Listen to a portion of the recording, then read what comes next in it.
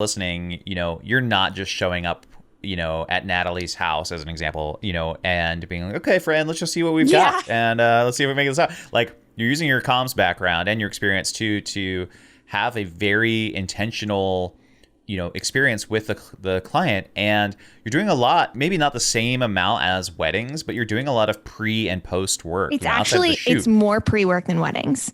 That's insane. Yeah. So the process that and this is so like I mentioned, we just got finished with the launch week of our course. And that's like one of the Yeah. biggest hurdles for people who are looking to move into branding photography that they have to overcome, that you have to stop thinking like a relational documentarian, like someone who shows up and just shoots whatever's in front of you.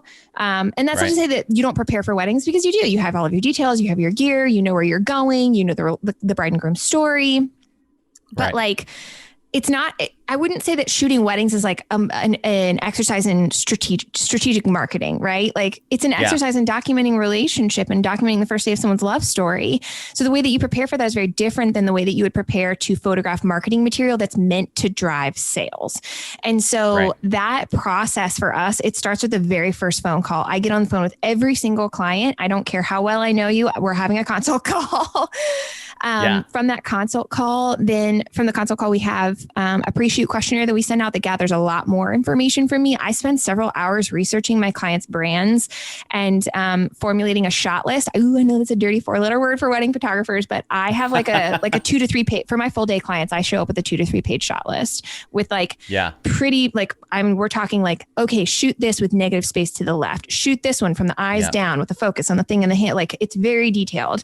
That's not to say there isn't room for like artistic interpretation on the day of, but then I have a pre-shoot call with all of my clients. Then I send them an email a week out with like a packing list. And then we arrive early on the day of, and I have an assistant with there's a whole process to it, because I found that if we want images that go to work for a business, that they have to be shot from they can't just be, you show up and shoot what's in front of you. It's like moving from a documentary mindset to that of an investigative journalist. Like, you have to be able to know how to ask the right questions. And in knowing how to ask the right questions, you're asking those because you're not just you're shooting what's in front of you. You're creating, you're taking concepts, intangible concepts. And that's the mark of a good brand photographer, is that you can take intangible concepts and make tangible photographs out of them. So for example, my client, Ashlyn Carter, is launching email templates at some point this year. And so as we're sitting there on her pre-shoot call, she's like, I'm just having trouble pairing imagery with this offer, because one of my trademark lines is, trust me, the world doesn't need more photos of you or your clients smiling at a laptop, because that's what people think brand photos are. It's right. You're just sitting there smiling at your laptop, maybe tucking your hair behind 100%. Your ear, clutching a cute anthro mug. Stop it. Blazer. Right. Yeah. Stop it. The world doesn't need, it's passe and it's boring.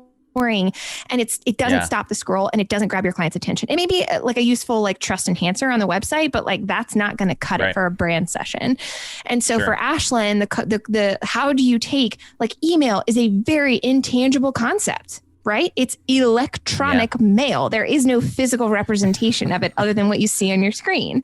And so how do we take the concept of email templates and make it physical and make it visual in a way that's so easy to understand, other than just showing someone smiling at their laptop? And being able to do that is what helps to immediately grab the client's audience's attention. Because the thing is, branding photographs, you're not shooting those for the client's enjoyment. You're shooting them for the enjoyment of their audience.